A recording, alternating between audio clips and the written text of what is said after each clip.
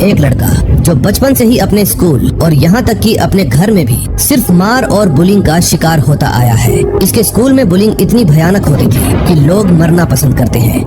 हमारे प्रोटैगनिस्ट को तो स्कूल में लड़कियों के सामने नंगा तक कर दिया जाता था, बाथरूम में टॉयलेट का पानी पिलवाया जाता था और घर में उसका सौतेला बाप दारू पीकर लड़के के सामने उसकी माँ को बहुत ब्रूटली मारता। लड़के के जिंदगी में अगर कुछ था जो उसे जीने की वजह देता था तो वो थी उसकी माँ। वही उसका सहारा थी, उसकी दुनिया थी। लेकिन किस्मत को शायद कुछ और ही मंजूर था। एक दिन एक हादसा हुआ, ऐसा हादसा जिसने सब कुछ बदल दिया। उसे जेल हो गई, लेकिन वहाँ भी कुछ नहीं बदला, बल्कि पहले से दोगुना ज्यादा दर्द, ज्यादा बुलिंग और ज्यादा अत्याचार झेलना पड़ा। कहते हैं हर इंसान की सहन शक्ति की एक हद होती है और जब वो हद पार हो जाती है तो एक सीधा साधा मासूम लड़का भी दुनिया का सबसे खतरनाक, सबसे साइको इंसान बन सकता है। ये कहानी है टोनी की।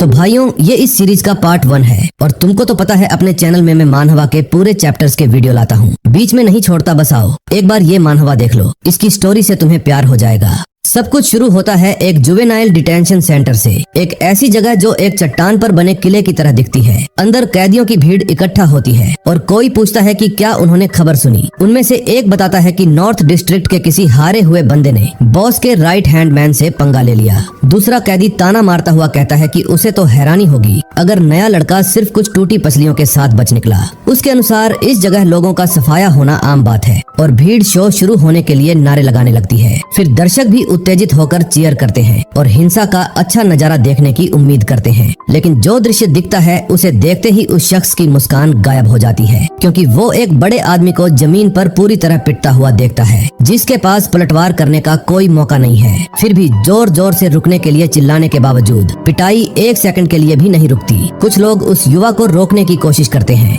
लेकिन वो खुद को छुड़ाकर बेरहमी से पिटाई जारी रखता है। जमीन पर गिरा हुआ बंदा अपने चेहरे पर एक के बाद एक क्रूर मुक्के झेल रहा होता है। उसके चेहरे पर दर्द साफ झलकता है। वो अपना बचाव करने में असमर्थ होता है और रहस्यमयी लड़ाका अपनी आंखों में आग जैसा गुस्सा लिए हमला करता रहता है। जिसने उसका गला बाहों से पकड़ रखा था उसको एक जोरदार पंच सीधे खोपड़ी में मारता है। चेहरे पर गुस्सा साफ है। वो ऐसा लगता है जैसे किसी को खड़ा नहीं छोड़ेगा। फिर वो एक पर एक लड़ाई पूरी तरह नए लड़के के खिलाफ सामूहिक झगड़े में बदल जाती है। कैदी उस पर हमला कर देते हैं, लेकिन लड़का आते हुए कैदी को एक लात लगाकर दूर फेंक देता है और एक कैदी को पंच मारकर बेहोश कर देता है। बस एक पल में वो सब जो उसे घेरे हुए थे जमीन पर गिरे हुए हैं, पूरी तरह हार चुके। वही बंदा जो पहले हंस रहा था अब सदमे में है। उसे यकीन नहीं हो रहा कि उसने क्या देखा और यार्ड के बीच में विजेता खड़ा होता है, शरीर पर चोटों से भरा हुआ, लेकिन फिर भी अपने पैरों पर खड़ा है। उस बॉस के राइट हैंड आदमी ने जिसने लड़ाई शुरू की थी अब वो जमीन पर पूरी तरह बेहाल हालत में है। बाकी कैदी उस लड़के को डर से देखते हैं, क्योंकि वो अब इंसान ही नहीं लग रहा। कैदी डर से उसे देखते हैं और उनमें से एक कहता है कि वो किसी डरावने सपने से बाहर निकला हुआ लगता है। उस युवा की ताकत इतनी बेतुकी है जैसे वो किसी और दुनिया से तबाही मचाने आया हो। उसके चेहरे पर एक जंगली मुस्कान है। उसकी तुलना एक पागल कुत्ते से की जा रही है जो हमला करने को तैयार है। एक स्पॉटलाइट की रोशनी में लड़ाई का विजेता स्थिर खड़ा है और बाकी कैदी पीछे हट रहे हैं। उस पर लड़का सोचता है कि उसे एक भयानक जगह का पागल कुत्ता कहा जा रहा है, लेकिन वो जानता है कि ये सब उसकी असलियत को बिल्कुल गलत समझ रहे हैं। फिर वो युवा एक आयरन के दरवाजे की तरफ बढ़ता है और अपने पास्ट को याद करने लगता है, क्योंकि जो जगह वो आया था वो किसी भी डरावने सपने से कहीं ज्यादा बुरी थी। कहानी हमें एक फ्लैशबैक में ले जाती है और वो कहता है कि उसकी जिंदगी बहुत बेकार थी। सीन बदलता है और एक स्कूल हॉलवे का सीन देखते हैं, जहाँ एक छोटा मोटा लड़का जो टोनी होता है गलियारों में हड़बड़ी में भाग रहा है, ठंडे पसीने में डूबा हुआ अपनी किस्मत को कोस रहा है और कह रहा है कि सब कुछ ठीक ठाक था जब तक वो एक खास बुली से टकरा नहीं गया। एक छोटे अंधेरे कमरे में छिपकर वो पूरी ताकत से प्रेयर कर रहा है कि वो पागल उसे न ढूंढ ले।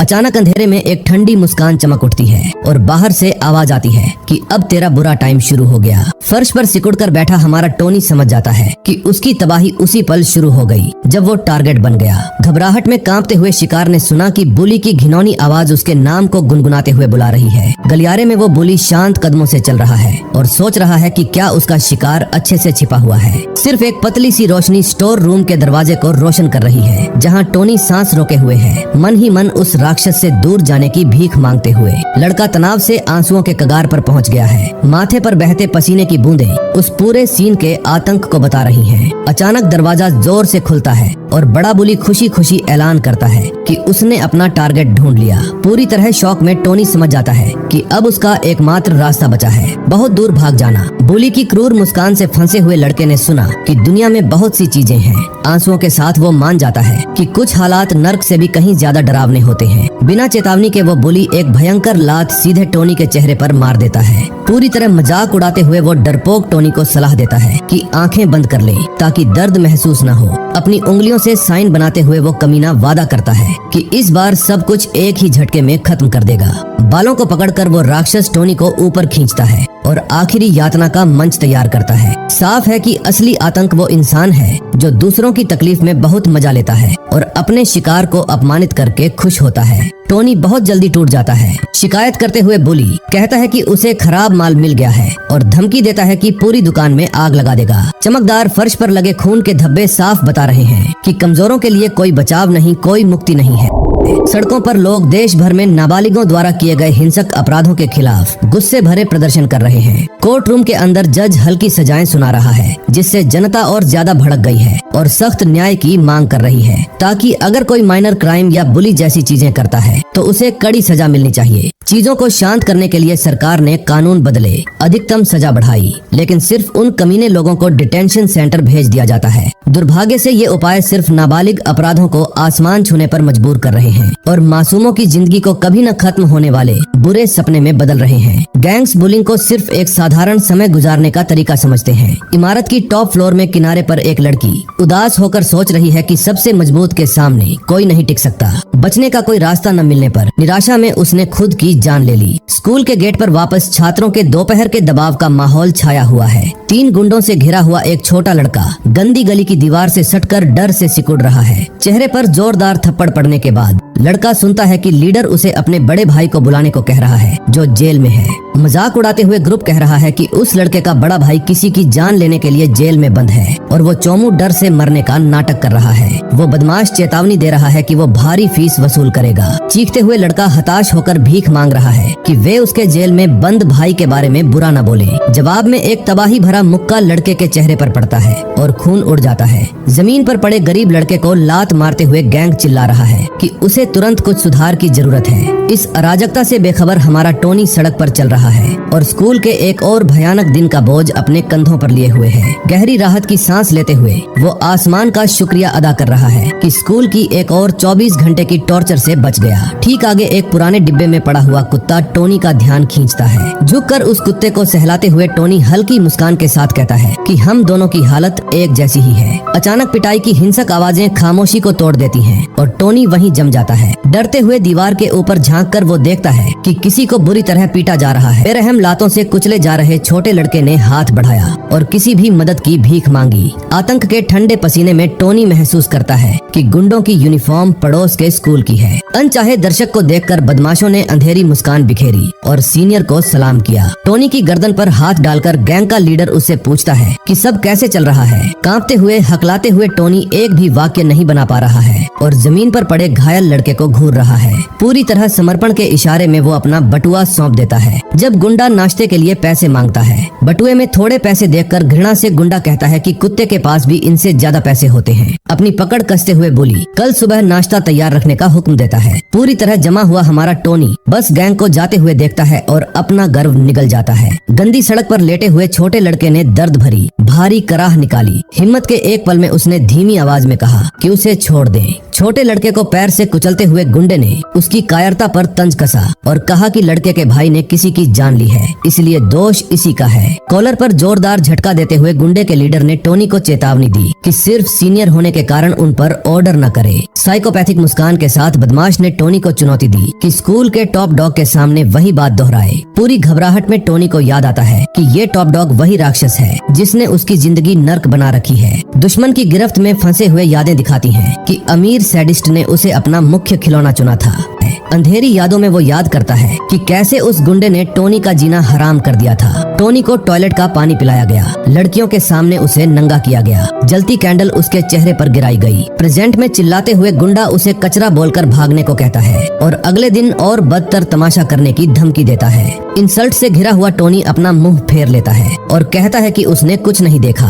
अचानक छोटे बच्चे का सिर जमीन पर पटक दिया जाता है। लड़के को अपनी किस्मत को कोसने को कहा जाता है। दर्द से झुककर टोनी आगे बढ़ता है और खुद को इतना घटिया होने के लिए मन ही मन गाली देता है। आंसुओं में वो खाली सड़क पर बार बार माफी मांगता है। अंधेरी सीढ़ियों पर अकेलापन पूरी तरह उसे निगल लेता है और याद दिलाता है कि उसके पास कोई नहीं है, न कोई दोस्त, न कोई रिश्तेदार। कुछ मिनट बाद वो आखिरकार घर पहुंच जाता है। गंदे अपार्टमेंट के अंदर माहौल पहले से ही खराब है, क्योंकि सुस्त चेहरे वाला आदमी जो टोनी का सौतेला बाप है लिविंग रूम में फैला पड़ा है। बोतल हाथ में लिए मोटा पेट वाला आदमी क्रूरता से टोनी की माँ से कहता है कि आज की मजदूरी सौंप दे। बीच में रोकने की कोशिश करते हुए माँ कहती है कि पैसा महीने के खर्चे और बेटे के लिए है। मेज पर जोर से बोतल मारते हुए सौतेला पिता उसे अभी चुप रहने को कहता है। उसी पल टोनी दरवाजा खोलता है और देखता है कि उसका स्टेप डैड उसकी माँ को मार रहा है और कह रहा है, जा, अगर तेरे पास पैसे नहीं है तो अपना शरीर बेचकर पैसे ला। अपनी माँ को शरीर बेचने की धमकी सुनकर टोनी गेट के पास ही चुपचाप साइड हो जाता है। खुद से कहता है कि मैं ये रोक भी नहीं सकता क्योंकि मैं वीक हूँ, मुझे माफ करना माँ, मेरे पास तो पैसे भी नहीं है। चिल्लाते हुए उसका स्टेप डैड उसकी माँ को गंदी बेकार जानवर कहता है। ये सुनकर लड़का पूरी तरह शौक में हर गाली को छाती में छुरा की तरह महसूस करता है। डार्क मेमोरी उसके दिमाग में भर जाती है जब बुली उसे अपने जूतों से कुत्ते का पोटी साफ करने को कहते थे। पास्ट दिखाता है कि सीनियर के बूट चाटने का चरम अपमान और फिर भी शुक्रिया कहना पड़ता था। पुलिस के डार्क फिगर उसके फैमिली को टारगेट करके बोलते हैं कि ये साला कुत्ता है, इसके फैमिली वाले भी कुत्ते होंगे, तभी तो कुत्ता पैदा हुआ है। यहाँ टोनी गुस्सा हो जाता है कि कोई भी मेरी माँ के बारे में ऐसा नहीं बोल सकता। वो दौड़कर अंदर जाता है जहाँ उसका स्टेप डैड उसकी माँ के सिर में अपनी दारू की बोतल फोड़ने वाला होता है। टोनी हमला करने की कोशिश करता है लेकिन उसके सिर पर बोतल पड़ जाती है। गुस्से से भरा हुआ आदमी धमकी देता है कि दोनों को वहीं फर्श पर कुचल देगा। टेबल में रखी चाकू निकालकर टोनी फैसला करता है कि अब चुपचाप नहीं सहेगा। चाकू को मजबूती से पकड़े हुए वो सबसे खराब स्थिति के लिए तैयार हो जाता है। पीछे न हटते हुए उसका सौतेला बाप मुट्ठी भींच लेता है और इस हिम्मत का बदला लेने को तैयार है। हथियार को निशाने पर ताने हुए टोनी बोलता है कि वायलेंस इसी पल खत्म हो। हताश होकर माँ बेटे की बांह पकड़ लेती है और शांति की भीख मांगती है कि सब ठीक है और बोलती है, बेटा शांत हो जा।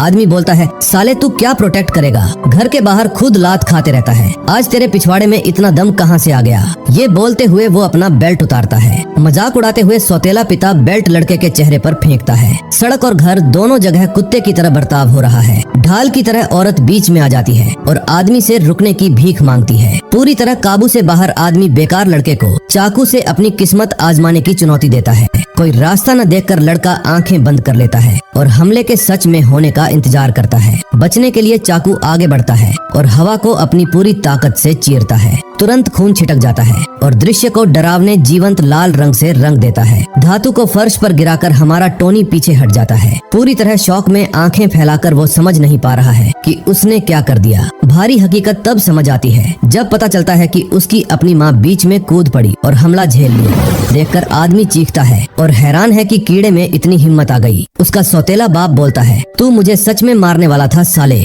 आंसुओं में टोनी हकलाते हुए कहता है कि वो सिर्फ अपनी माँ की रक्षा करना चाहता था। खून बहते देखकर आदमी गुस्से में अंधा होकर पागल सांड की तरह सामने आता है और टोनी से बोलता है कि अब फिर से ट्राई कर। अपना हाथ बांधकर तैयार हो जाता है। टोनी ये देखकर हैरानी में जमीन पर गिरा हुआ है लेकिन औरत उसे रोकने की कोशिश करती है। आदमी की टांग से चिपककर खून बहाती माँ माफी की भीख मांगती है और कसम खाती है कि बेटे ने जानबूझकर नहीं किया था। साइको चेहरे के साथ आदमी ठंडे स्वर में औरत को अपनी टांग छोड़ने को कहता है। सौतेला बाप उसकी माँ के बाल पकड़कर हटाने की कोशिश करता है लेकिन उसकी माँ उसका पैर नहीं छोड़ती और कहती है, मैं माफी मांग रही हूँ, टोनी को माफ कर दो। आदमी कहता है कि आज इस साले को मैं डिसिप्लिन सिखाऊंगा। उसकी माँ टोनी से कहती है, बेटा यहाँ से भाग जा। टोनी अपनी माँ से कहता है, माँ मैं आपको प्रोटेक्ट कर लूंगा। उसकी माँ कहती है, तू मेरी चिंता मत कर, तू जा यहाँ से। और टोनी उठता है, पीछे मुड़कर भागने लगता है और अपनी माँ से माफी मांगने लगता है। पछतावे और माफी से भरे खुले दरवाजे से भारी गालियाँ देते हुए सौतेला पिता क्रूर बदला लेने का वादा करता है। भागने के गुस्से को निकालने के लिए आदमी बेबस औरत को बेरहमी से लात मारने लगता है और कहता है कि सब तेरी वजह से हुआ है। बारिश रात के अंधेरे में निगला हुआ हमारा टोनी सिर्फ ये सोच रहा होता है कि मैं फिर से भाग गया, अपनी माँ को बचा तक नहीं पाया। वो कहता है, मुझे माफ कर देना माँ।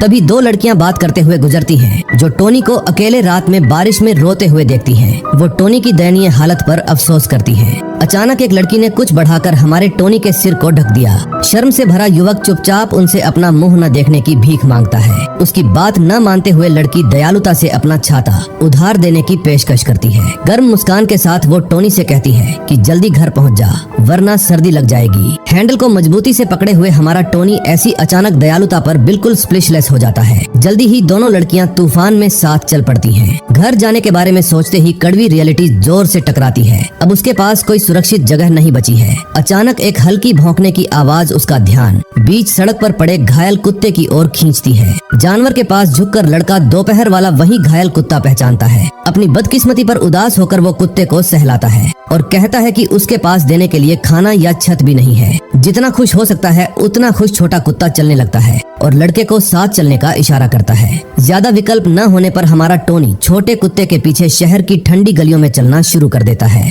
पूरे शहर में तेज बारिश के बीच टोनी उसका पीछा करता रहता है। सीढ़ियों के पास एक टनल पहुंचकर दोनों को आखिरकार तूफान से बचने का परफेक्ट आश्रय मिल जाता है। छत मिलने से राहत पाकर टोनी जानवर को अंधेरे में रास्ता दिखाने के लिए धन्यवाद कहता है। छाता जमीन पर गिराकर कड़वा एहसास होता है कि ये गड्ढा अब उसका नया घर होगा। गंदे कोने में सिकुड़कर टोनी फैसला करता है कि रात यहीं बिताएगा।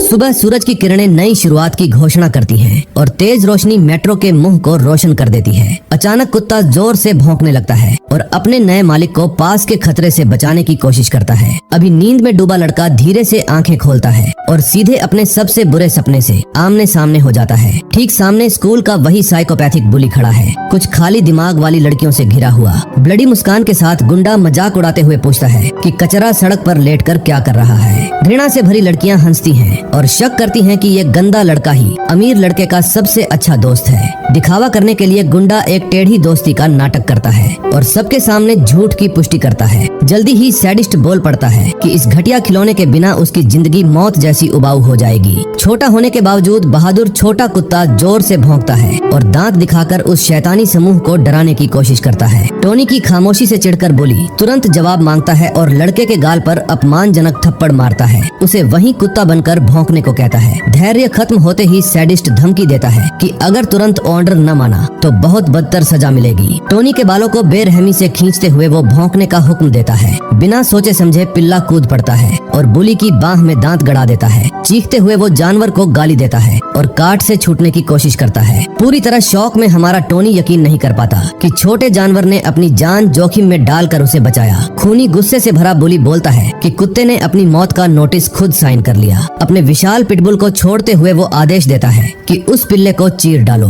तुरंत विशाल जानवर छोटे हीरो पर झपटता है और किसी भी बचाव का मौका नहीं देता। तेज दांत बिना रहम के छोटे कुत्ते के मांस को फाड़ रहे हैं और खून पत्थर की जमीन पर छिटक रहा है। बीमार मुस्कान के साथ साइको उस खून खराबे का मजा ले रहा है। हताश होकर टोनी हाथ जोड़कर रोता है और कत्लेआम रुकवाने की भीख मांगता है। लड़के की गर्दन पकड़कर राक्षस उसे मजबूर करता है कि हर खूनी डिटेल सामने से देखे। पास में पिटबुल अपना शिकार हिला रहा है, साबित करते हुए कि सबसे कमजोर सब कुछ खो देते हैं। छोटे जानवर की जान बचाने की भीख मांगते हुए टोनी चिल्लाता है कि पिल्ला मर जाएगा। एटीट्यूड से भरा बुली सैडिस्ट उसकी हालत का मजा लेता है। टोनी की गर्दन दबाते हुए वो ऑर्डर करता है, नजर मत हटाना, कत्लेआम से एक पल के लिए भी नहीं। टोनी की फैली आंखों के सामने आखिरी चेतावनी गूंजती है कि भविष्य में किसी भी तरह की चुनौती मना है। एक अंधेरे धमाके के साथ कुत्ते की आखिरी ताकत ठंडी जमीन पर बुझ जाती है। अंदर से टूटकर टोनी एक दर्द भरी चीख निकालता है और अपनी आत्मा के टूटने का एहसास करता है। कचरे की तरह सड़क पर फेंके जाने पर बुली हंसता है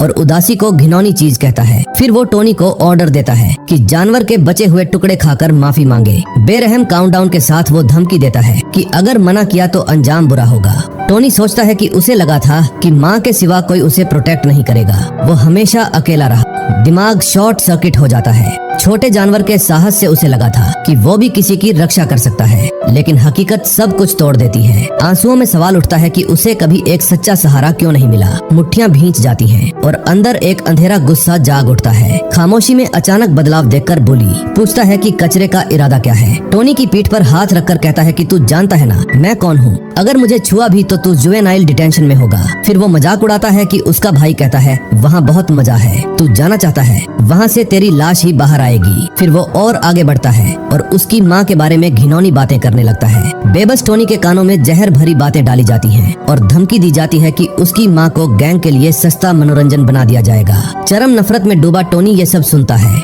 आंखें धुंधली हो जाती हैं। पहले उसका नाम सुनकर ही डर लगता था, लेकिन अब कायर का मुखौटा गिर चुका है और उसकी जगह एक साइको ले चुका है। कांपते हुए टोनी अपनी आवाज ढूंढता है और कहता है कि इस बार नसों में बहता खून बदले का है। गुस्से में वो नियम तोड़ देता है, किसी की माँ को गाली नहीं, और उसी पल वो बुली के नाक पर एक जोरदार मुक्का मारता है। अचानक हमले से बुली जमीन पर गिर जाता है। उसे समझ नहीं आता कि इतनी ताकत आई कहाँ से। टोनी उसका कॉलर पकड़कर पास खींचता है और कहता है साले तूने वो बोल दिया जो नहीं बोलना चाहिए था। गुस्से में वो दांत गड़ाकर उसके चेहरे से नाक चबा लेता है और उसे काटकर बाहर थूक देता है। बुली की हालत डर से खराब हो जाती है। साथ आई लड़कियां डर कर भाग जाती हैं। बुली जमीन पर गिरकर मदद मांगने लगता है और टोनी खून से सना हुआ नफरत भरी नजरों से उसे देखता रहता है। सीन चेंज होता है और हमें कोर्ट का सीन दिखाया जाता है, जहां टोनी जज के सामने खड़ा होता है। जहां जज ये फैसला करता है कि 15 साल के टोनी को, जिसने अपने क्लासमेट को बुली और फिजिकल हैरेसमेंट करने के केस में 5 साल की सजा सुनाई जाती है। टोनी बताता है कि बुली के माँ बाप बड़े और पैसे वाले आदमी हैं। उसने पुलिस वाले तक को खरीद रखा है, जबकि मैंने पुलिस में सारी चीजें बताई कि कैसे बचपन से वो इस बुली का शिकार होता आया है। पर उल्टा ये चार्जेस मुझ पर लग गए। यहाँ तक कि मेरे क्लासमेट और स्कूल में से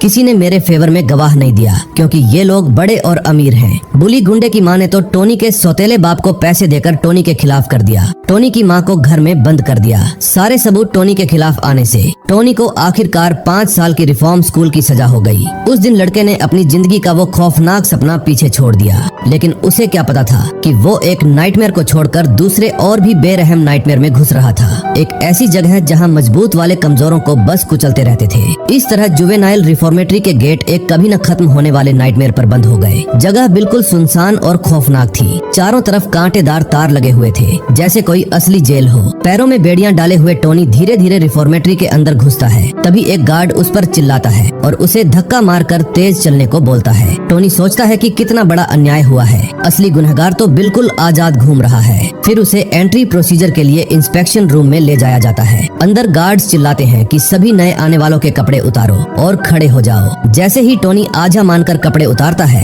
उसे पता चलता है कि वहाँ सब उससे बड़े हैं और उनके शरीर पर टैटू भरे पड़े हैं। स्क्रीनिंग के दौरान एक गार्ड नए लड़के का नाम पूछता है तो टोनी हकलाते हुए जवाब देता है। अफसर चिल्लाता है, जोर से बोल, मुझे सही से सुनाई नहीं दे रहा, और उसका चेहरा बहुत गुस्सैल है। वो आदमी टोनी को घूरता है और टोनी बुरी तरह डर जाता है। वो टोनी को पहचान लेता है और पूछता है कि क्या तू ही वो लड़का है जिसने किसी का नाक फाड़ दिया था। फिर गार्ड उसे एक कागज थमाता है जिस पर नंबर लिखा है 80725। पानी की नली से नहलाने के बाद टोनी के बाल पूरी तरह भीगे हुए हैं। दूसरे नए आने वालों के साथ टोनी को सिर्फ अंडरवियर में और हाथों में हथकड़ियां डाले हुए जेल के गलियारे में मार्च करना पड़ता है। टोनी अपनी बारी का इंतजार करता है, अनिवार्य मेडिकल चेकअप के लिए। मास्क लगाए डॉक्टर उसे बोलता है, हाथ ऊपर कर और फिर घूम जा। टोनी आज्ञा मानकर हाथ ऊपर करता है, जो अभी भी हथकड़ियों में जकड़े हुए हैं। इधर डॉक्टर अपनी रजिस्ट्रेशन क्लिपबोर्ड पर सारी जानकारी नोट करता जाता है। फिर वो पेन से क्लिपबोर्ड पर टक टक करता है, मतलब सारी भराई हो चुकी है। डॉक्टर ग्लव्स पहनता है और टोनी को बोलता है कि अब अंडरवियर भी उतार दे।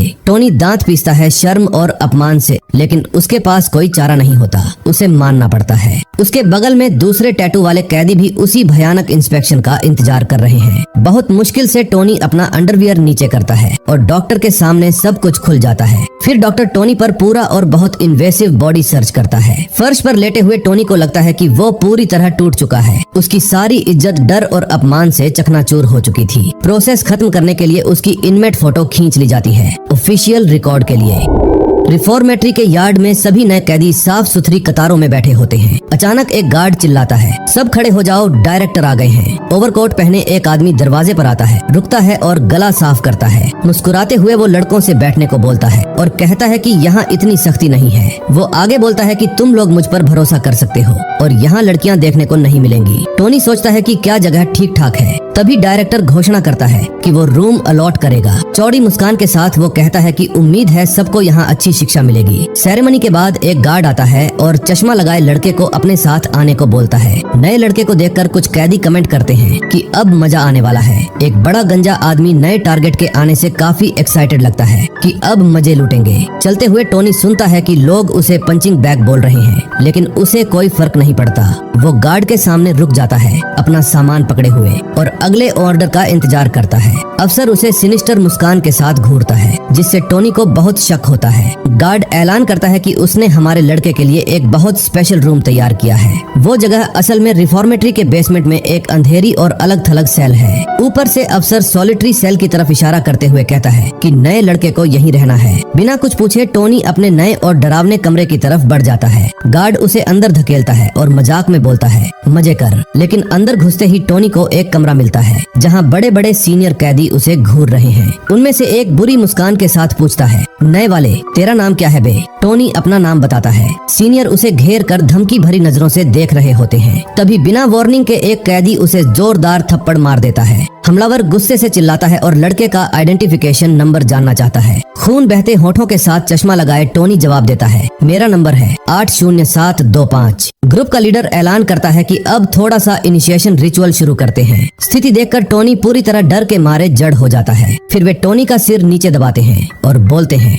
इसे अच्छे से याद रख, एक सेल बॉस ही यहाँ तेरा बाप है और यहाँ उसके ऑर्डर ही सब कुछ है। फर्श पर चश्मा लगाए टोनी दांत पीसता है और सोचता है कि अभी सब कुछ सहना पड़ेगा। उसकी रेसिस्टेंस देखकर सीनियर पास आता है और पूछता है, नए वाले को कोई प्रॉब्लम है? फिर वो टोनी के बाल पकड़कर कहता है, बस इतना काफी है। अब क्रूर मुस्कान के साथ वो कहता है कि अब मैं तुझे इस जगह के नियम सिखाता हूँ। यहाँ की हायरार्की बताई जाती है, जहाँ नया लड़का आउटकास्ट है और ऊपर वालों मतलब सीनियर का सम्मान करना पड़ेगा।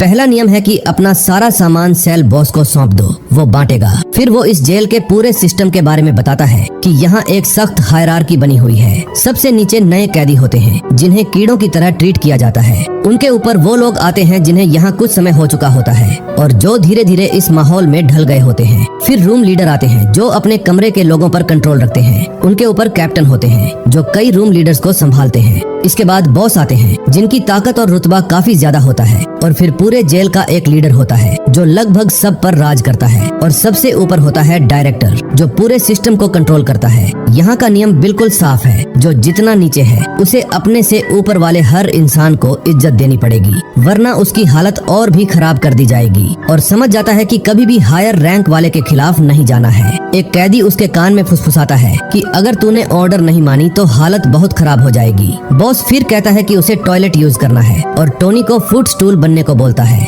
समझ नहीं आने पर टोनी खड़ा रहता है तो दूसरा कैदी समझाता है कि सिंक तक पहुंचने के लिए टोनी को सहारा देना है। सिंक बहुत ऊंचा है और टॉयलेट में फ्लश की लिमिट है, इसलिए टोनी को सपोर्ट के लिए इस्तेमाल करते हैं। फिर कैदी बॉस ऊपर उठकर घमंड भरी मुस्कान के साथ अपनी पैंट ठीक करता है। टोनी उसे खौफ और हताशा भरी नजरों से देखता है। दर्द से चेहरा बिगड़कर टोनी दांत पीसता हुआ पूरा माहौल सहता है। टोनी के हिलने से उसके ऊपर रूम कैदियों का बॉस जो कि उसके ऊपर खड़ा होकर पेशाब कर रहा होता है, वो बैलेंस बिगड़ने से गिरने लगता है और तब से उसका फेस टकरा जाता है। उसके बाद सभी लोग मिलकर टोनी को कुत्ते की तरह मारने लगते हैं और बोलते हैं, साले कीड़े तेरी इतनी हिम्मत, तू हिल गया साले मोटे।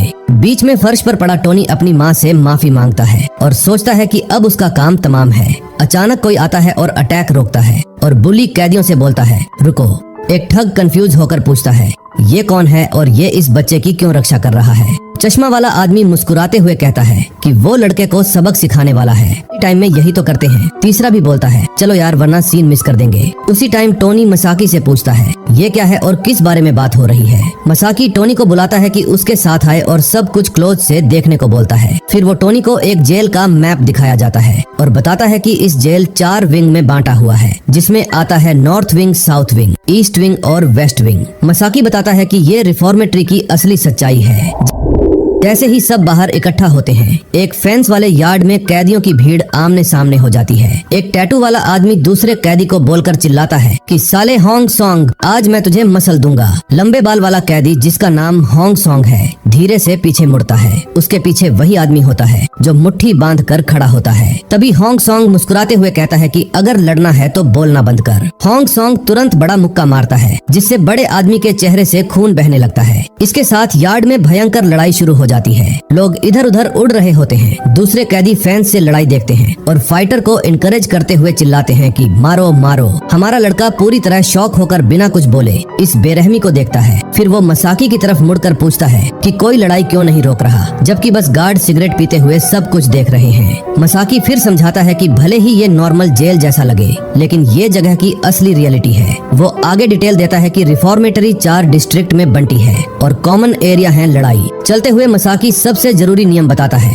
कि यहाँ मुक्के ही चलते हैं। टोनी समझ नहीं पाता और अपने नए दोस्त से बेहतर तरीके से समझाने को कहता है। इससे मसाकी बताता है यहाँ सिर्फ ब्रूट फोर्स ही मायने रखती है और जितना तू मजबूत होगा उतना ऊंचा स्टेटस होगा। सबसे मजबूत वाला गार्ड की जगह सबसे स्ट्रांग कैदी भी संभाल सकता है और दूसरे कैदियों को कंट्रोल कर सकता है। इससे गार्ड्स का काम आसान हो जाता है। इसलिए वे कैदियों के बीच होने वाली किसी भी फाइट में दखल नहीं देते जब तक कोई खत्म न हो जाए। ऑफिसर सारी हिंसा पर आंखें बंद कर लेते हैं। वो अपनी बात खत्म करते हुए कहता है कि ठीक वैसा ही जैसा हम अभी देख रहे हैं। फेंस के पास कैदी गुस्से से चिल्लाते हैं और हारने पर फाइटर को धमकाते हैं। यार्ड में होंग सॉन्ग एक साथ 4 विरोधियों से लड़ रहा है। अपनी स्किल दिखाते हुए वो आसानी से एक अटैक ब्लॉक कर लेता है और काउंटर अटैक की तैयारी करता है। विरोधी सैडिस्टिक मुस्कान के साथ मुस्कुराता है। भले ही वो फाइट में डिसएडवांटेज पोजीशन में हो, लेकिन जब होंग सॉन्ग उसके चेहरे पर भयानक मुक्का मारता है तो मुस्कान गायब हो जाती है। इम्पैक्ट इतना जोरदार होता है कि खून हर तरफ छिटक जाता है। दिखाता है मुक्के की ताकत। दूसरा आदमी पीछे से पकड़ने की कोशिश करता है, लेकिन होंग सॉन्ग पहले से घूम चुका होता है और दूसरे एक्सचेंज के लिए तैयार है। डार्क हेयर्ड फाइटर ब्लो को ब्लॉक करता है और अपोनेंट पर जोरदार मुक्का लगाता है। विरोधी अटैक की ताकत से शॉक हो जाता है क्योंकि उसका चेहरा सीधा लगता है। बिना समय गंवाए होंग सॉन्ग दूसरे को लात मारकर हटा देता है और बहुत स्टाइल से फाइट खत्म करता है। सिर्फ एक ब्लॉन्ड दुश्मन अब खड़ा रह जाता है, बाकी सब जमीन पर गिरे होते हैं। गुस्से भरे चेहरे के साथ ब्लॉन्ड लड़का सोचता है कि क्या ये कोई मॉन्स्टर है। फिर वो अपने बैंडेज वाले मुट्ठी को कसता है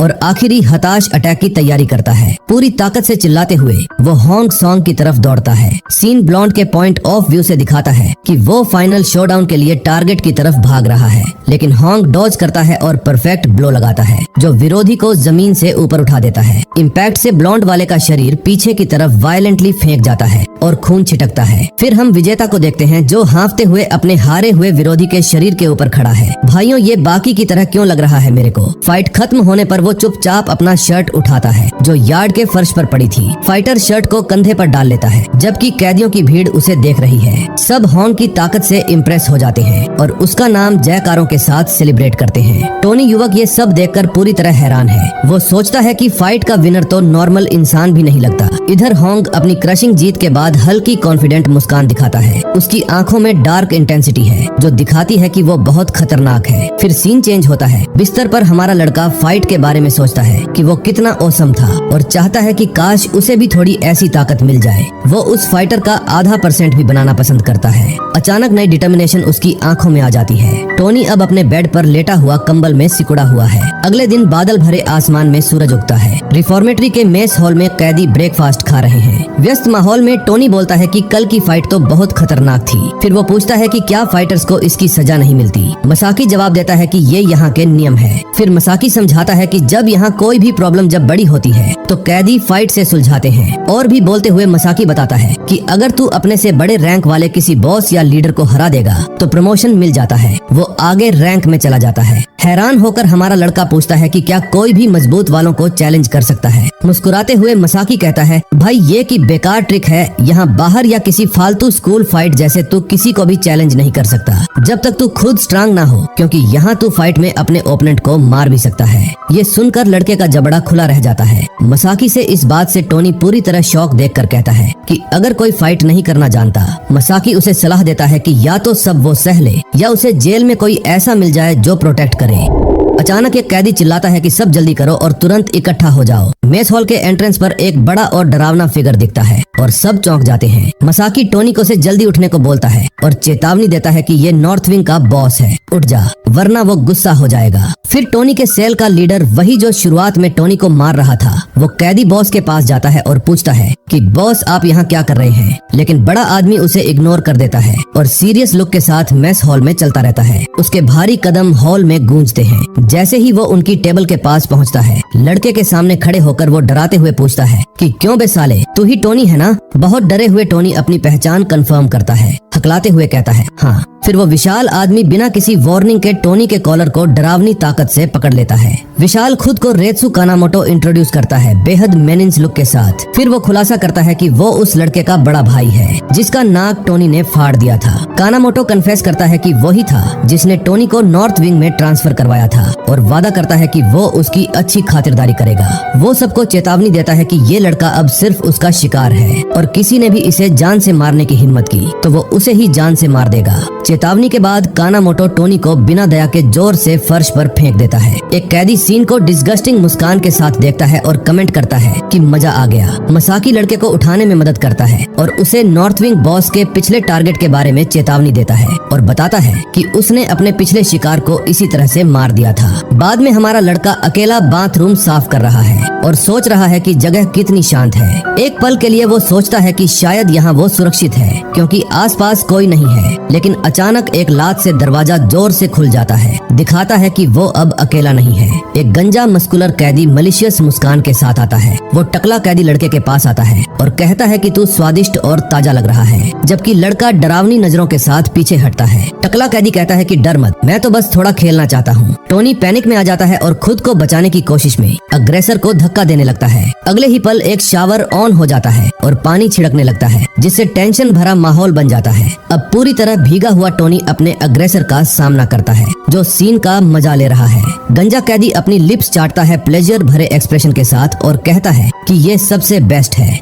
वो नए लड़के को फोर्सफुली पकड़ लेता है और बोलता है कि इतना टेंशन मत ले, जबकि उसे पकड़े हुए है। आदमी टोनी के कपड़ों को पकड़ने लगता है और कहता है कि अब मजे करेंगे। पूरी आतंक भरी नजरों के साथ टोनी खुद को इस भयानक स्थिति में फंसा हुआ वो पाता है। विशाल गंजे आदमी से गर्दन से पकड़ा हुआ है और पूरी ताकत से खुद को छुड़ाने की कोशिश कर रहा है। उसे चेहरे पर जोरदार ब्लो लगता है, लेकिन वो पकड़ से लगातार रेसिस्ट करता है। फिर गंजा आदमी मुस्कुराता है और कहता है कि लड़का अभी भी रेसिस्ट कर रहा है तो सरप्राइजिंगली फाइस्टी है। इससे टकला कैदी टोनी के बाल पकड़ लेता है और कहता है कि मुझे ऐसी एटीट्यूड पसंद है, लेकिन उसी पल लड़का अग्रेसर की बाह पकड़ लेता है और कहता है कि 1 मिनट रुक जा। दूसरा चश्मा वाला कैदी मसाकी आता है और फाइट को इंटरप्ट करता है। टकला कैदी बोलता है कि साले भाग जा, डिस्टर्ब मत कर। मसाकी बॉस कानामोटो बोलकर वो चेतावनी देता है कि अगर टोनी पर एक भी स्क्रैच रह गई तो बॉस कानामोटो तुमको फाड़ देगा, सबको बड़ा सिर दर्द होगा। वो टकला कैदी सोचता है कि अब क्या करना है।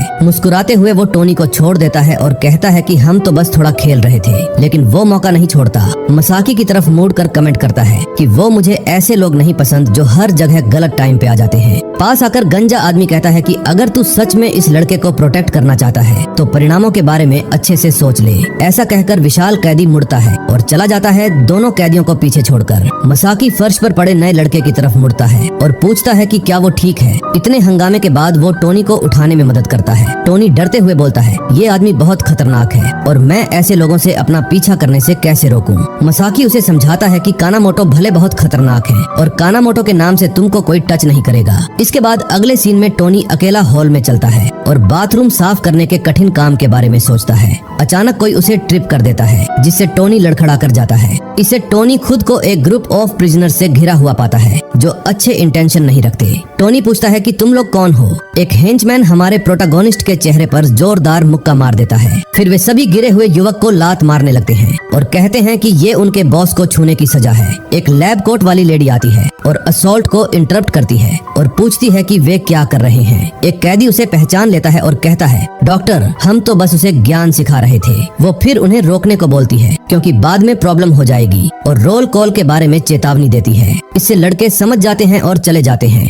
कहते कहते हुए कि बाकी उसे सौंपते हैं। उनमें से एक पीछे मुड़कर गिरे हुए युवक से कहता है कि इस बार तू लकी है। तुरंत बाद सीन बदलता है और जेल के इन्फर्मरी के दरवाजे को दिखाता है जहां लड़के को ले जाया गया था। अंदर वो एक कॉट पर लेटा हुआ है और डॉक्टर चेतावनी देती है कि ट्रीटमेंट में थोड़ा दर्द होगा। वो घायल पीठ पर दवा वाला कॉटन बॉल दबाती है और टोनी दर्द से कराह उठता है। डॉक्टर लेडी उसे बोलती है कि दबाव मत रख और प्रोसेस के दौरान अगर कुछ चाहिए तो बता दे, लेकिन प्रोटोगोनिस्ट चादर को कसकर पकड़ लेता है और कहता है कि वो ठीक है, भले ही उसे बहुत तेज दर्द हो रहा हो। डॉक्टर इस स्थिति में कैदी की विल पावर से थोड़ी सरप्राइज हो जाती है। वो सोचती है कि लड़के में उससे ज्यादा हिम्मत है जितनी उसने सोच रही थी, जबकि टोनी उसे गुस्से से उदास अपने दांत से बेडशीट को चबा रखा है। अपनी सेल में वापस आकर प्रोटोगोनिस्ट अपने उस दोस्त के बारे में सोचने लगता है जो पहले उसकी मदद करने आया था। वो याद करता है कि मसाकी उसकी जगह बाथरूम साफ करने गया था और अभी तक लौटा नहीं है। इससे लड़का उस गंजे आदमी की धमकी याद कर लेता है जो उसके दोस्त को दी थी और चिंता करने लगता है।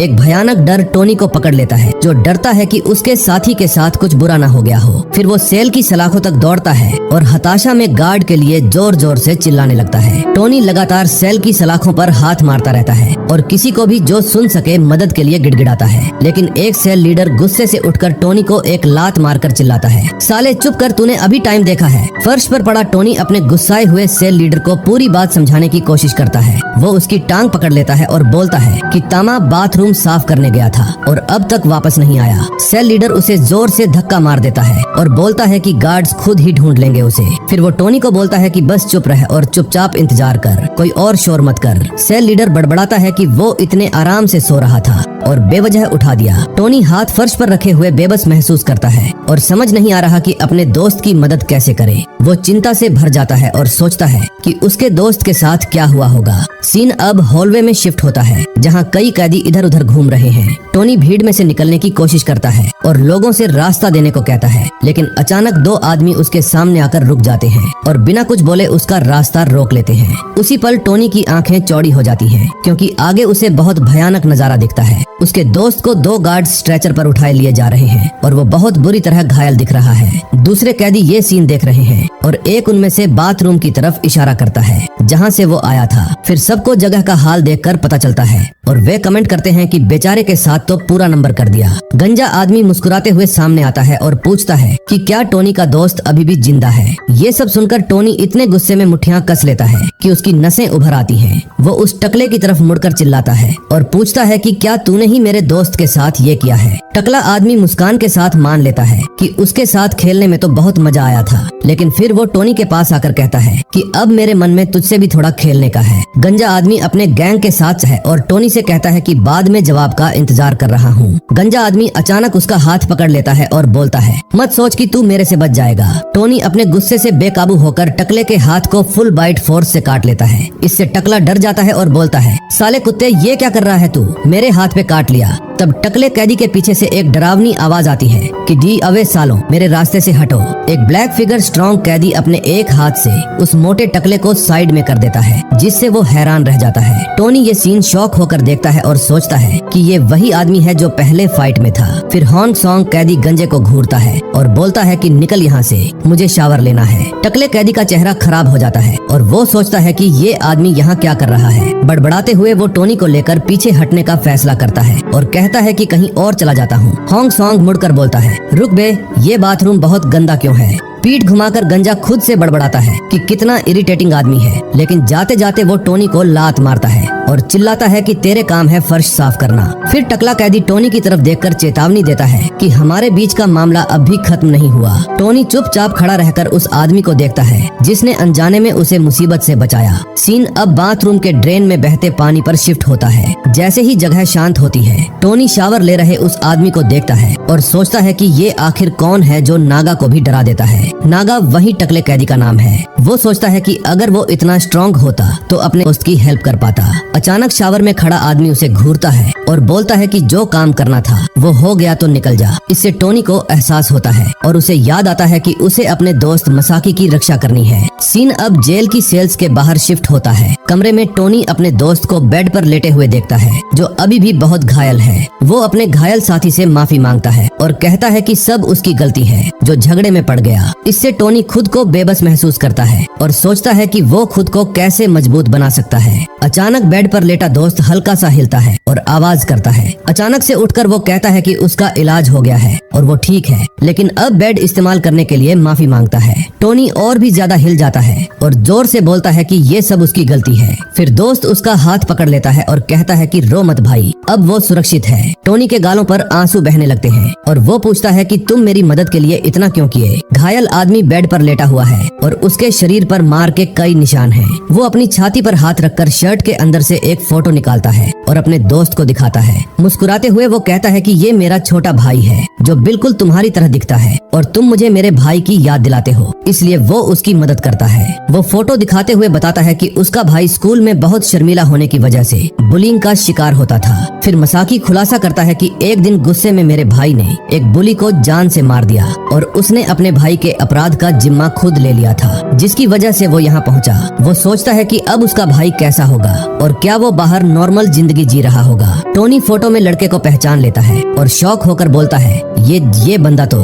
उसे याद आता है जो स्कूल के गेट पर बुलिंग का शिकार हो रहा था। मसाकी अपने दोस्त की रिएक्शन से हैरान होकर पूछता है कि क्या तू मेरे भाई को जानता है। आशा भरी नजरों से वो बार बार पूछता है कि उसका भाई कैसा था। टोनी जबरन मुस्कुराता है और झूठ बोलता है कि उसका भाई अपने दोस्तों के साथ खूब मस्ती करता था। झूठ सुनकर दोस्त राहत की सांस लेते हुए मुस्कुराता है और कहता है कि जो उसने किया वो गलत नहीं था। फिर गुस्से में टोनी उठ खड़ा होता है और कहता है कि वो टकले नागा की रिपोर्ट करेगा, लेकिन उसका साथी उसे रोक लेता है, ऐसा ना करने को बोलता है। टोनी अपने दोस्त की रिएक्शन से कंफ्यूज हो जाता है और जोर से पूछता है कि वो ऐसा क्यों नहीं कर सकता। फिर मसाकी शश का इशारा करता है और अपने सेलमेट से धीरे बोलने को कहता है। वो पास आकर कान में फुसफुसाता है कि इस रिफॉर्मेटरी में एक बहुत डरावना राज छिपा हुआ है। टोनी इस खुलासे से शॉक हो जाता है और उसकी आंखें फैल जाती हैं। समझ नहीं आ रहा कि क्या हो रहा है। उसका दोस्त कान में फुसफुसाकर राज बताने लगता है, लेकिन बीच में कुछ इंटरप्ट कर देता है। एक हाथ जोर से सेल की सलाखों पर पीटता है, जिससे दोनों चौंक जाते हैं। दूसरा कैदी दरवाजे पर आता है और मसाकी को कॉल आउट करता है। टोनी मुड़कर देखता है कि कौन है। वो आदमी बुरी मुस्कान के साथ भद्दा कमेंट करता है, मसाकी, लगता है तूने और नागा ने बहुत मजे किए हैं। अपनी स्थिति पर गुस्से में टोनी उठ खड़ा होता है और चिल्लाता है कि तू क्या इसे इशारा कर रहा था। भले ही डरा हुआ हो, फिर भी उससे भिड़ने को तैयार है।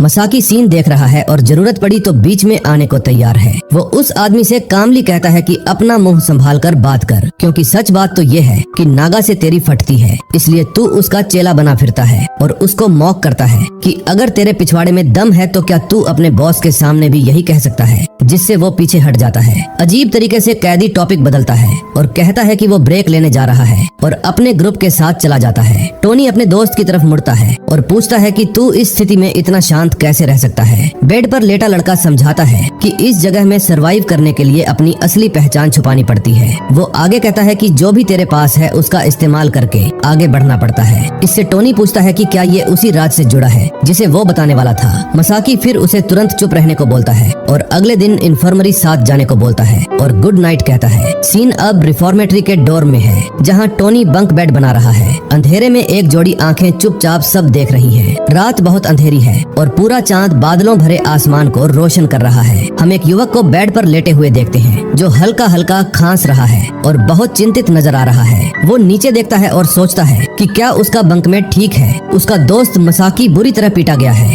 और उसे वो सलाह याद आती है कि सब चुपचाप सह ले। इससे लड़का सोचता है कि क्या ये सच में खुद को बचाने का सबसे अच्छा तरीका है। वो फिर सोचता है कि अगर वो उस दूसरे आदमी जैसा मजबूत हो जाए तो अच्छा रहेगा। लड़का याद करता है कि वहाँ का सबसे ताकतवर नागा भी उस आदमी से डरता था। वो याद करता है कि कैसे उसने एक साथ 4 लड़कों से लड़ाई की थी। उस जोरदार फाइट की याद उसके दिमाग में आती है और वो डर जाता है। उसी पल वो बेड पर लेटे लेटे फाइटिंग मूव्स की नकल करने लगता है, लेकिन जल्दी ही उसे पता चलता है कि ये बेकार है, क्योंकि उसके पास वैसी ताकत नहीं है। हताश होकर टोनी बेड में सिकुड़ जाता है और समझ नहीं पाता कि इस जगह में सुरक्षित कैसे रहा कहा जाए। अगले सीन में इमारत के बाहर रात में जोर की बारिश शुरू हो जाती है। इधर हॉलवे में मसाकी को उसका साथी और सामने डॉक्टर इन्फर्मरी ले जा रहे हैं। टोनी उसे बोलता है कि टाइम की चिंता मत कर और उसे सहारा देकर चलने में मदद करता है। अचानक कैदी को कुछ हरकत दिखती है और वो डर जाता है क्योंकि इस वक्त सबको सोना चाहिए था। ठीक सामने सूट पहने एक आदमी कुछ गार्ड्स के साथ उसकी तरफ आ रहा है और ये डायरेक्टर होता है जो अपने गार्ड्स के साथ था।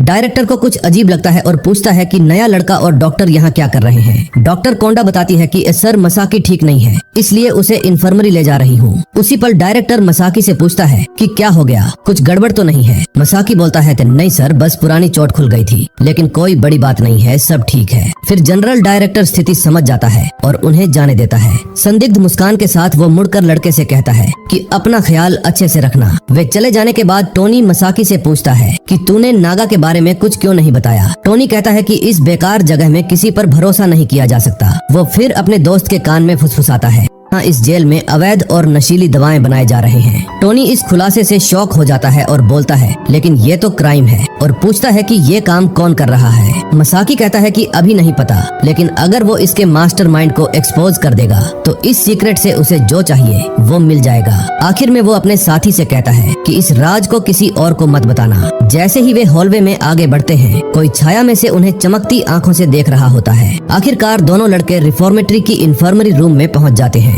डॉक्टर मसाकी की बांह पर घावों का बहुत ध्यान से इलाज शुरू करती है। अचानक दो गार्ड्स कमरे में घुस आते हैं, जिससे डॉक्टर और पेशेंट दोनों हैरान रह जाते हैं। एक गार्ड मसाकी को और कहता है कि उसे बाहर के अस्पताल ले जाएगा, जहां अच्छे से उसका इलाज होगा, लेकिन मसाकी ऑफर ठुकरा देता है और उसका दोस्त टोनी कंफ्यूज हो जाता है क्योंकि बाहर का अस्पताल बेहतर होता है, तो मसाकी मना क्यों कर रहा है। डॉक्टर बीच में आती है, गार्ड की बांह पकड़ लेती है और मसाकी की जिम्मेदारी खुद ले लेती है, लेकिन इससे गार्ड गुस्सा हो जाता है और डॉक्टर को धमकाता है कि अगर तुम अपनी जॉब चाहती हो तो बीच में टांग मत अड़ाओ। डॉक्टर का चेहरा अंधेरा हो जाता है और वो गार्ड के प्रेशर के आगे झुकती दिखती है। कोई चारा न देखकर मसाकी सहयोग करने का फैसला करता है और गार्ड्स के साथ जाने को तैयार हो जाता है। उसका दोस्त टोनी उसे ख्याल रखने को बोलता है और कहता है कि वो उसका इंतजार करेगा। मसाकी बस गंभीर चेहरे के साथ अपने साथी को देखता है। साथी मौके का फायदा उठाकर उसे याद दिलाता है कि सब चुपचाप सह ले, जैसा उसने कहा था, लेकिन लड़का चेतावनी देता है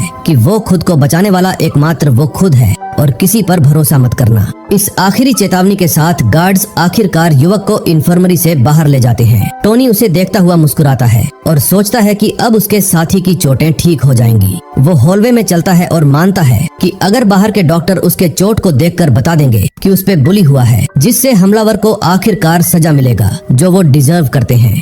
अगले दिन सूरज चमकदार तरीके से उगता है और कांटेदार तारों से घिरे यार्ड को रोशन करता है। लंच टाइम पर सभी कैदी लंबी लाइन में खड़े होकर अपना खाना ले रहे हैं। टोनी अपनी ट्रे लेता है और सोचता है कि उसका दोस्त अस्पताल से कब लौटेगा। इधर टेबल पर एक कैदी बुरी मुस्कान के साथ दूसरे को एक अफवाह सुनाता है। वो कहता है कि पिछली रात किसी ने भागने की कोशिश की और कोशिश में ही खत्म कर दिया गया। कहानी सुनाने वाला बहुत खुश लग रहा है। कान से कान तक मुस्कुराते हुए वो खुलासा करता है कि भागने वाला मसाकी तामिया था। ये सुनकर टोनी शॉक हो जाता है और उसकी ट्रे हाथ से छूटकर फर्श पर गिर जाती है। वो पूरी तरह जड़ होकर मेस हॉल के बीच में खड़ा रह जाता है। उसके हाथ कांप रहे हैं। उसका दिमाग इस खबर को प्रोसेस नहीं कर पा रहा कि उसका इकलौता दोस्त चला गया। मेस हॉल में सब लोग उस लड़के को देख रहे हैं जो बिना किसी रिएक्शन के खड़ा है। वो सोचता है कि क्या मसाकी मर गया। फिर वो अपने आप को समझता है कि ये गलती होगी, क्योंकि मसाकी तो इलाज के लिए अस्पताल गया था। अचानक कुछ गार्ड्स चुपचाप मेस हॉल से गुजरते हैं। कैदी ऑफिसर की हरकतों को देख रहे हैं। लगता है वे किसी को ढूंढ रहे हैं।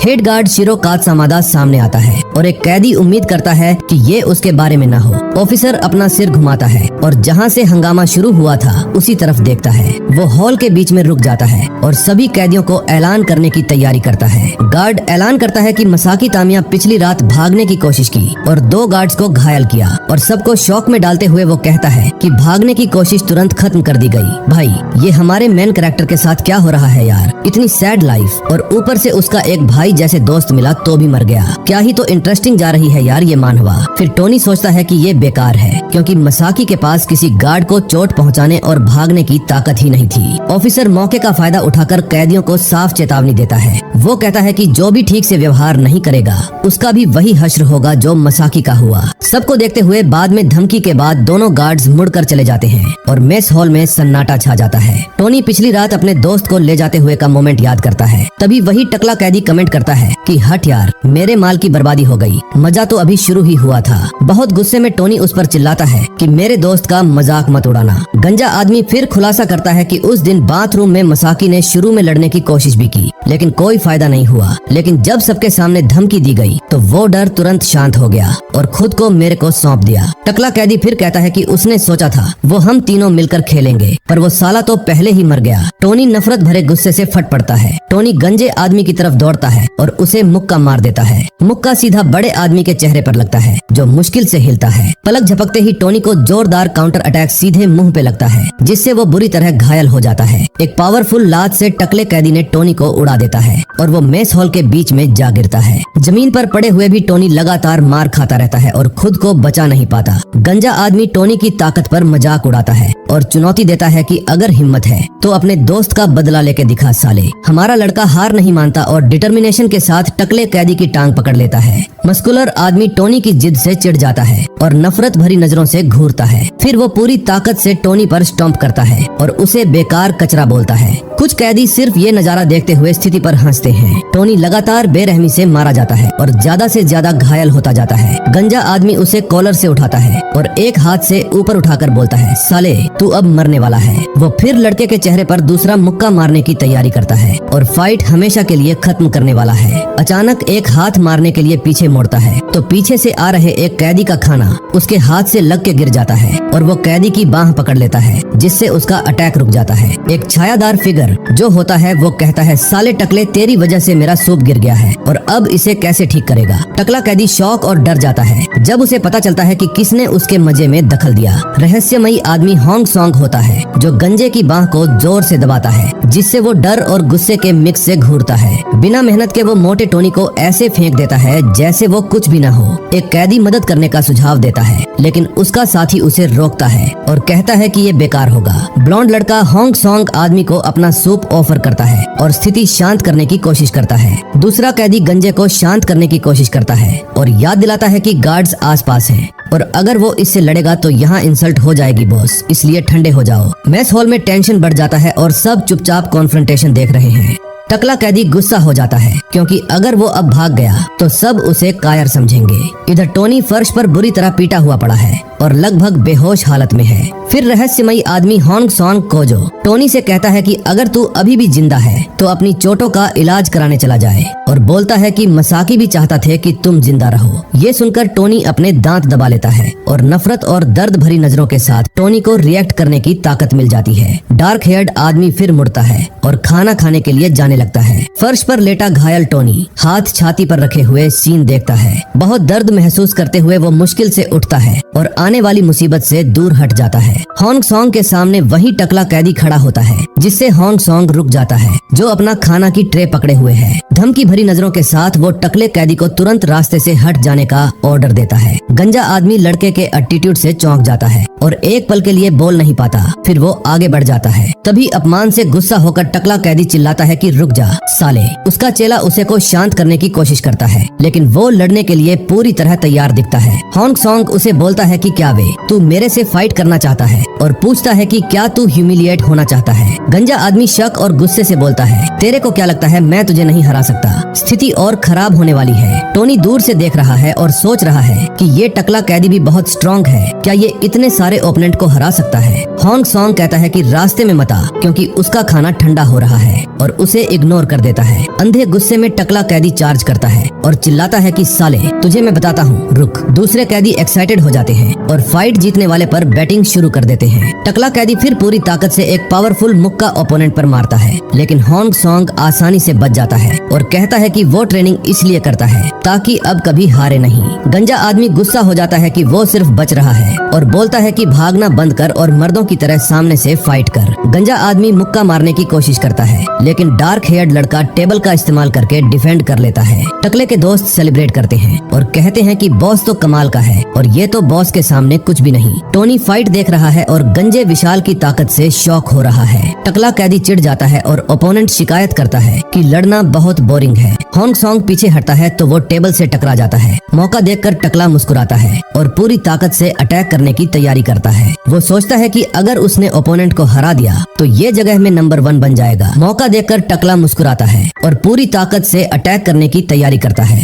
वो सोचता है कि अगर उसने हॉन्ग सॉन्ग को हरा दिया तो ये जगह में नंबर 1 बन जाएगा, क्योंकि यहाँ इस विंग में बॉस कानामोटो के बाद सभी कैदी हॉन्ग सॉन्ग को ही स्ट्रांग मानते हैं। लेकिन हॉन्ग सॉन्ग ट्रे को शील्ड की तरह इस्तेमाल करके ब्लो को ब्लॉक कर लेता है। फिर से वो आसानी से साइड में मूव करके अटैक से बच जाता है। गंजा आदमी सेलिब्रेट करता है सोचकर कि आखिरकार टारगेट पर लग गया, लेकिन असल में हॉन्ग सॉन्ग ने सिर्फ अपने फोर आर्म से मुक्के को ब्लॉक कर लिया था। उसी पल वो अपना दूसरा हाथ ऊपर उठाता है और काउंटर अटैक की तैयारी करता है। एक प्रिसाइज ब्लो अटैक से वो टकले कैदी के सीने पर सीधा वार करता है। मुक्का इतना जोरदार और भयानक होता है कि टकला कैदी दोहरा हो जाता है और रिएक्ट नहीं कर पाता और घुटनों के बल फर्श पर गिर जाता है। पूरी तरह हारकर और ह्यूमिलिएट होकर विजेता अपनी ट्रे को देखता है जिसमें थोड़ा खाना गिर गया है। फिर वो बस मुड़ता है और ऐसे चला जाता है जैसे कुछ हुआ ही ना हो। गंजा आदमी फर्श पर पड़ा रहता है, हार से, गुस्से में और नफरत से बड़बड़ाता है। टोनी निष्कर्ष निकालता है कि इस जगह में ताकत ही असल में मायने रखती है। अचानक गार्ड सामने आता है और सबको चिल्लाता है कि चुप हो जाओ वरना बाहर निकल जाओ। गार्ड गंजे आदमी से पूछता है कि क्या उसे डॉक्टर की जरूरत है, लेकिन चिढ़ा हुआ टकला कैदी चिल्लाता है कि उसे किसी चीज की जरूरत नहीं है। ऑफिसर अनफ्रेंडली लुक के साथ मेस हॉल में हो रही पूरी घटना को देखता रहता है। फिर गार्ड टोनी से कहता है कि अगर तू घायल है तो इन्फर्मरी जा और ट्रबल मत खड़ा कर। बड़ा आदमी मुड़ता है और टोनी की टेबल से दूर चलने लगता है। इधर हमारा हॉन्ग सॉन्ग शांतिपूर्वक खाना खा रहा है और गंजा कैदी बड़बड़ाता है कि वो उसको बाद में संभाल करेगा। फिर टकला कैदी हमारे लड़के की तरफ मुड़कर धमकी देता है कि अगली बार तू इतना लक्की नहीं होगा। वो आगे कहता है कि उसका बॉस कानामोटो, जो कि इस विंग का सबसे बड़ा लीडर है, 1 साल में रिहा हो जाएगा और शायद तेरे पीछे पड़ेगा बदले के लिए। तब तू कैसे बचेगा? हमारा लड़का इस धमकी से साफ साफ डर जाता है। उसका चेहरा फीका पड़ जाता है। सीन कट होता है और हम जेल की इन्फर्मरी के दरवाजे पर पहुंच जाते हैं। डॉक्टर पेशेंट को देखकर थके हुए चेहरे से पूछती है कि क्या तू फिर से आ गया? हमारा हीरो टोनी इलाज करवा रहा है, लेकिन अभी भी गंजे आदमी की दी हुई धमकियों को याद कर रहा है। तभी डॉक्टर उसकी चिंतित नजर देखकर पूछती है कि सब ठीक तो है ना? वो अपनी सोच से बाहर निकलता है और जवाब देता है कि कुछ भी ठीक नहीं है। डॉक्टर उसे पीछे से देख रही होती है। उसी पल इन्फर्मरी का दरवाजा नॉब घूमता है और कोई अंदर आ जाता है। दोनों को सरप्राइज होती है क्योंकि अंदर आने वाला कोई और नहीं बल्कि हॉन्ग सॉन्ग है, जिससे दोनों कंफ्यूज हो जाते हैं। काले बालों वाला हॉन्ग सॉन्ग कमरे में एक कैबिनेट की तरफ बढ़ता है। वहाँ से वो एक छोटी सी बोतल उठाता है जो किसी दवा जैसी लगती है। बोतल लेकर वो मुड़ता है और कमरे से बाहर जाने की तैयारी करता है। ये देखकर टोनी उठ खड़ा होता है। टोनी उसका रास्ता रोककर उस हॉन्ग सॉन्ग से कहता है कि 1 मिनट रुक जा, लेकिन हॉन्ग सॉन्ग बस उसे देखता है और ठंडी आवाज में कहता है कि मेरे रास्ते से हट जा। इसी के साथ जैसे ही इसका न्यू चैप्टर आएगा मैं उसको एक्सप्लेन कर दूंगा। बाकी तुमको अपना प्यार बनाए रखना और इसी के साथ ऐसे ही मानवा के लिए चैनल को सब्सक्राइब कर देना। आगे की चैप्टर्स के लिए मैं खुद बहुत ज्यादा एक्साइटेड हूँ। तो मिलते हैं नेक्स्ट वीडियो में।